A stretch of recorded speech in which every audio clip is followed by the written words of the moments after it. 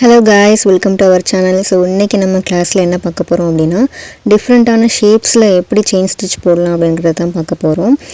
First இந்த circle ஷேப்ல எப்படி போடலாம் அப்படிங்கறத பார்க்கலாம். எப்பவும் போல 14 number needle and zari thread எடுத்துர்க்கேன். சோ நீங்க சர்க்கிள் அந்த மாதிரி வர டிசைன்ஸ்ல இல்ல சர்க்கிள்ல நீங்க வர்க் பண்ணனும் அப்படினா செயின் ஸ்டிட்ச் போடும்போது ரொம்ப குட்டி குட்டியா போடுங்க. அப்பதான் நீங்க வந்து டீடைலா அந்த சர்க்கிளை வந்து உங்களால மெயின்टेन பண்ணி எடுத்துட்டு வர முடியும். அண்ட் நான் முன்னாடியே சொன்ன மாதிரி தான் அந்த ஹுக் ஃபேஸ் பண்ணி தான் வரணும், டிசைனை ஃபேஸ் பண்ணி தான் அந்த ஹுக் இருக்கணும்னு சொல்லி போன வீடியோவில் சொல்லியிருப்பேன். போன வீடியோ பார்த்துருந்தீங்க அப்படின்னா உங்களுக்கு தெரிஞ்சிருக்கும். இதில் நீங்கள் பாருங்கள், நான் போடுறத பார்த்தீங்கனாலே உங்களுக்கு தெரியும். நான் வந்து அந்த ஹூக்கை வந்து எப்படி அட்ஜஸ்ட் பண்ணி எடுத்துகிட்டு வரேன், திருப்பி எடுத்துகிட்டு வரேன் அப்படிங்கிறது. இது வந்து உங்களுக்கு எப்போ உங்களுக்கு அது மாதிரி பண்ண முடியும், உங்களுக்கே எப்படி செய்கிறது அப்படிங்கிற ஐடியா வரும் அப்படின்னா நீங்கள் இந்த மாதிரியான டிஃப்ரெண்ட்டான டிசைன்ஸ் வந்து ப்ராக்டிஸ் பண்ணும்போது தான். ப்ராக்டிஸ் பண்ணி பார்த்துட்டிங்க அப்படின்னாலே ஒன்ஸ் உங்களுக்கு வந்து தெரிஞ்சிடும், இந்த பக்கம் போனால் இப்படி அட்ஜஸ்ட் பண்ணிக்கணும், அந்த சைடு வந்தால் அது மாதிரி ஹூக்கு லைட்டாக திருப்பிக்கணும் அப்படிங்கிறது. அதே மாதிரி போட்டு முடிச்சுட்டு இதில் நீங்கள் வெளியிலலாம் என்ன போட்டிங்கன்னா அசிங்கமாக தெரியும். ஸோ அதனால் என்ன பண்ணணும் அப்படின்னா ஸ்டார்டிங் செயின் போட்டிருப்போம் இல்லையா, அந்த ஸ்டார்ட் பண்ண இடத்துல எண்ணாட் போட்டு நீங்கள் வந்து ஃபினிஷ் பண்ணிவிடுங்க. ஸோ சர்க்கிள் ஷேப் வந்து இப்போ ஈவனாக கரெக்டாக அழகாக தெரியும் உங்களுக்கு. நெக்ஸ்ட்டு வந்து பார்த்திங்க அப்படின்னா நம்ம இந்த ஸ்கொயர் ஷேப் வந்து போடலாம். நான் அந்த ஒரு எட்ஜில் ஏன் இப்படி மார்க் பண்ணியிருக்கேன் அப்படின்னா அந்தந்த இடத்துலலாம் வந்து நீங்கள் வந்து ஒரு லாக் ஸ்டிச் கொடுக்கணும். ஒரு லாக் ஸ்டிச் வந்து நீங்கள் கொடுத்தீங்க அப்படின்னா தான் உங்களுக்கு வந்து அந்த ஷார்ப் எட்ஜஸ் வந்து உங்களுக்கு கரெக்டாக தெரியும். லாக் ஸ்டிச்னால் ஒன்றும் கிடையாது, நீங்கள் எப்பயும் போடுற அதே செயின் வந்து குட்டியாக போடணும். குட்டியாக ஒரு செயின் ஸ்டிச் போட்டுட்டு நீங்கள் டேர்ன் பண்ணி எடுத்து போனீங்க அப்படின்னா உங்களுக்கு வந்து அந்த செயின் வந்து பர்ஃபெக்டாக வரும்.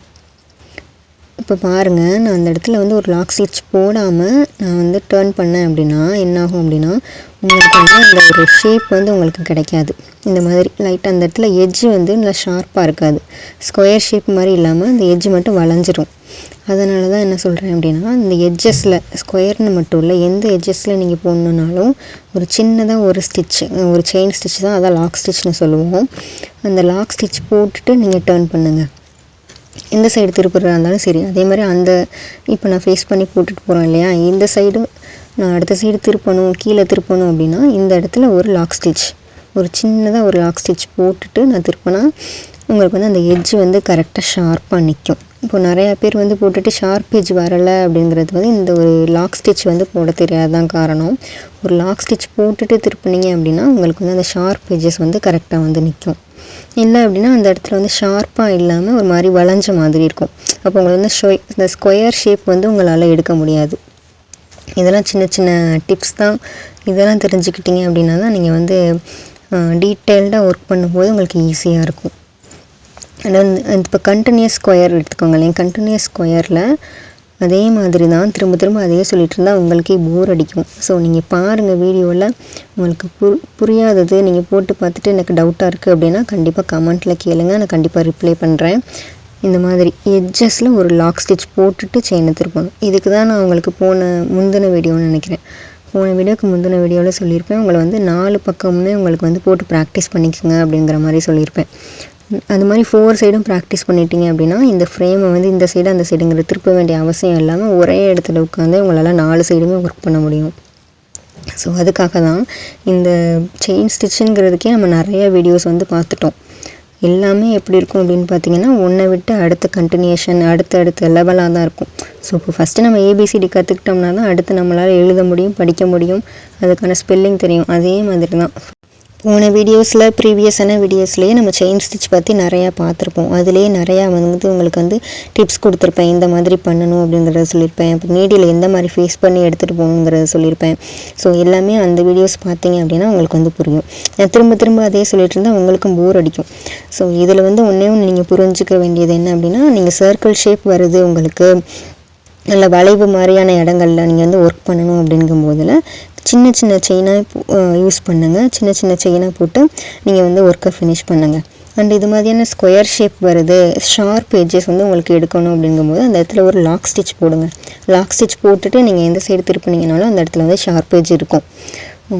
இது வந்து இவ்வளோ தான் சிம்பிளாக சொல்லணும் அப்படின்னா. பாருங்கள் நான் அந்த ஸ்கொயர் ஷேப் வந்து ஃபினிஷ் பண்ணி முடிச்சிட்டேன். அடுத்து வந்து அந்த சர்க்கிளில் ஸ்பைரல் ஷேப் இருக்கு இல்லையா, அந்த ஸ்பைரல் ஷேப் பற்றி பார்ப்போம். ஸோ நான் ஸ்டார்டிங்கில் எடுக்கும்போது பார்த்தீங்களா கொஞ்சம் பெருசாக எடுத்துருப்பேன். இந்த பெருசாகவே நீங்கள் எடுத்துகிட்டு போனீங்க அப்படின்னா உங்களுக்கு வந்து அந்த நல்லா வளைஞ்சு வர இடங்களில் வந்து உங்களுக்கு ஒர்க் பண்ண முடியாது. அதனால் அந்த இடங்களில் மட்டும் கூட நீங்கள் குட்டி குட்டியாக எடுத்துக்கோங்க. செயின் ஸ்டிச் போடும்போது சின்ன செயினாக வந்து எடுத்துக்கோங்க. அப்போ தான் வந்து உங்களுக்கு அந்த ஃபினிஷிங்காக அந்த ரவுண்ட் வந்து கரெக்டாக நிற்கும். ஸோ உங்களுக்கு வீடியோ பாருங்கள், வீடியோ பார்த்திங்கனாலே உங்களுக்கு வந்து புரியும். அதே மாதிரி அந்த நீடில் வந்து எப்படி நான் ரொட்டேட் பண்ணுறேன் அப்படிங்கிறதையும் பாருங்கள். அந்த ஹூக் பார்ட்டு வந்து உங்களுக்கு டிசைனை ஃபேஸ் பண்ணி தான் இருக்கணும். நான் இப்போ வந்து வெளியிலேருந்து உள்ளே போகிறேன். அதே மாதிரி இதில் இன்னொரு விஷயம் என்ன அப்படின்னா, நீங்கள் உள்ளேருந்து வெளியில் வரலாமா அப்படின்னு கேட்டிங்கன்னா, அப்படி போட்டிங்க அப்படின்னா உங்களுக்கு வந்து ஒரு மாதிரி துணி வந்து இழுத்துக்கிட்டு வந்த மாதிரி இருக்கும். நிறையா அந்த கேப்ஸ் தெரியும். நீடில் குத்தி எடுத்ததுக்கான கேப்ஸ் வந்து அதிகமாக தெரியும். அதனால் நீங்கள் வந்து உள்ளேருந்து வெளியில் போகக்கூடாது. எப்போயுமே இது மாதிரியான ஒரு ஸ்பைரல் ஷேப்லாம் போடுறீங்க அப்படின்னா வெளியிலேருந்து உள்ளே வந்தீங்கன்னா தான் இந்த ஃபினிஷிங் வந்து உங்களுக்கு வந்து கரெக்டாக கிடைக்கும். ஸோ அது ஒன்று நோட் பண்ணிக்கோங்க. ஸோ நம்ம வீடியோஸில் எல்லாமே போய் பார்த்தீங்க அப்படின்னா உங்களுக்கு வந்து டீட்டெயில்டாக புரியும்.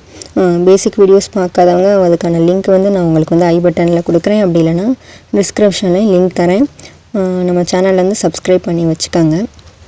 ஸோ அதுக்கப்புறம் இந்த 4 பேட்டர்னுமே நீங்கள் வந்து போட்டு ப்ராக்டிஸ் பண்ணி வச்சுக்கோங்க. இது 4 தான் பேசிக்கான பேட்டர்ன்ஸ்.